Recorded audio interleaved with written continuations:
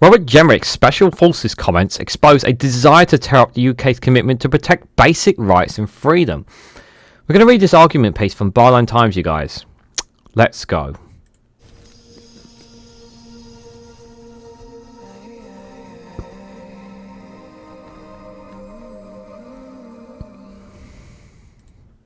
Good morning, good afternoon, good evening, wherever you are in the world. This is Reganelite here with an article from Byline Times with the headline that Robert Jenrick's Special Forces comments expose a desire to tear up the UK's commitment to protect basic rights and freedom. The Conservative leadership frontrunner has caused widespread outrage after claiming that human rights laws are forcing British Special Forces to kill rather than detain terror suspects. Guys, while you're here, make sure you hit the like button and share this across social media so others are notified of this video. What's his evidence for this? Does he have any evidence for this? No. He was asked about this evidence, about this claim that he made in an interview after he initially made it. And he kept dodging the question, refusing to answer it, or kept going somewhere else with his questions. Kept looking down. As if to say, putting it out there to the British public with not even a think or mindset whatsoever about the consequences of making such language. When you make a statement as a minister, you're supposed to have evidence to back it up, to some extent. And Kemi is just as horrible as Robert Jenrick with some of their comments. Absolutely volatile. Kemi is a vile person who wants you to pay for your healthcare. They want you to pay for your healthcare. They don't want that NHS to be free. They don't want you to be able to get the healthcare that you need. They want you paying $6,000. They want you to pay $6,000 for your dying mother's cancer. That's what she wants. She wants you to pay out of your pocket for your healthcare. Instead of paying it through the national insurance and paying it through tax. She wants you to pay for it out of your pocket. So when you're struggling and you empty out, and you're going to be doing we're going to be doing what Americans do. That's empty out your savings, your life savings, to pay for an operation that can save someone's life. That's the American way. That's what she wants for you. Now, whether or not Robert Jenrick wants that, I don't know. But one thing I do know is Robert Jenrick is an absolute nutter. He has to say things like this. To say that British Special Forces kill rather than detain terror suspects without a shred of evidence for it is absolutely folly. It's outrageous. Now, some people will argue that, some of the British armed forces in the Middle East there have been cases and there have been claims that they have done them in the Middle East. I'm not going to make those arguments about. I'm not going to make a case whether it's for or against, or whether they have or whether they haven't, because I don't know enough knowledge about it. Some of you are more than welcome to put down in the comments about the stories and the case has been put against British soldiers about what they have allegedly or not allegedly done or have been found guilty of doing in the parts of the Middle East, in Iraq, in Afghanistan, and whatnot. You're more than welcome to put your comments about that. I'm talking about the here and now, about suspects and terrorists who have tried to commit terrorist attacks in the UK, or specifically on England, Wales, Scotland. As claiming that the British forces have killed them rather than detain these suspects. What is his evidence to support that? This is the thing. During his time, what is his evidence to support that?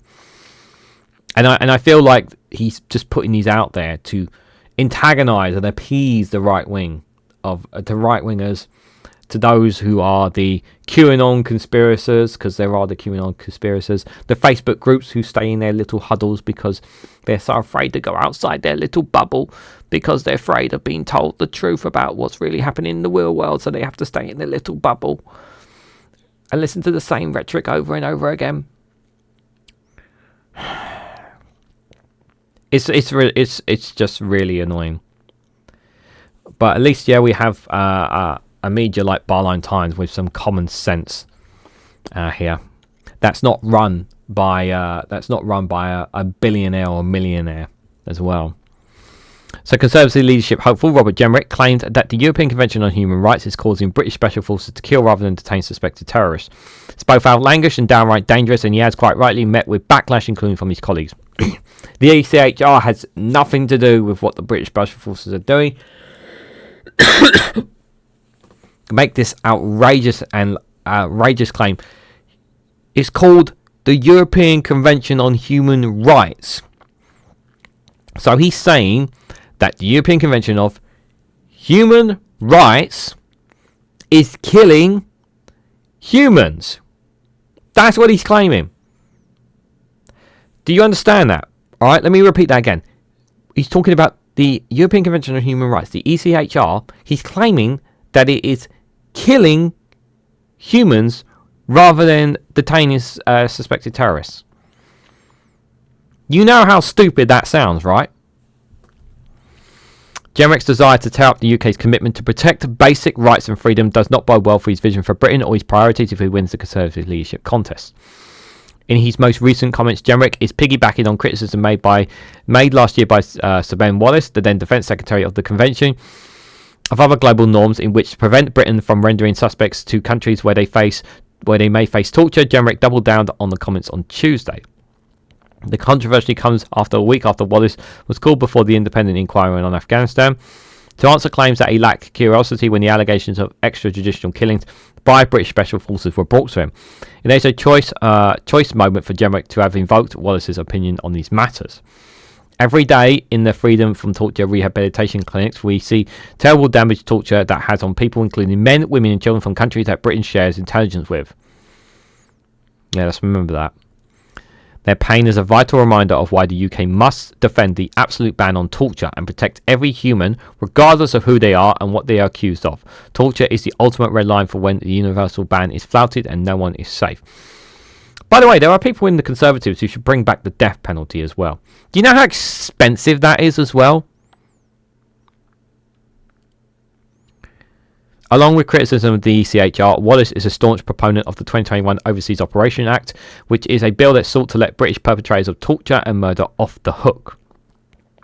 Fortunately, though, the tireless campaigning by survivors of tortures and allies in civil society within the military, this plan to create a de facto impunity was defeated before the bill was passed into law.